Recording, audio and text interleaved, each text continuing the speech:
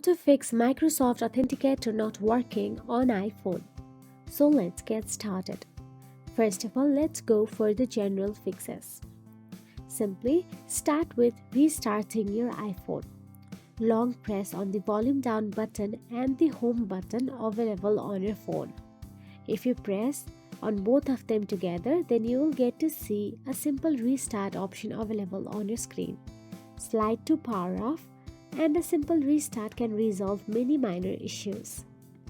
Once restarted, all you have to do is check the internet connection.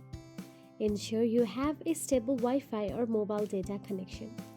Swipe down the control panel, then long press on the Wi-Fi and make sure that you are connected with a Wi-Fi. If not, then connect it. After you do so, go back to the home screen. Now all you have to do is try updating the Microsoft Authenticator. Now scroll or swipe and look for the App Store app on your iPhone and simply tap on it. Once inside the App Store, tap on the search address bar at the bottom right corner, then type down Microsoft Authenticator and tap on it. If you see update icon available right next to it, tap on the update and update it to the latest version.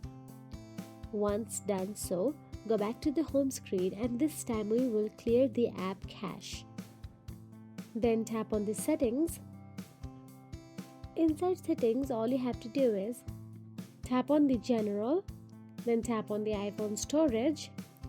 From the list, scroll down and tap on the Microsoft Authenticator. Once tapped on it, you will get to see Offload app option available. Tap on it. Then tap on the Offload app again and confirm it. So that is it.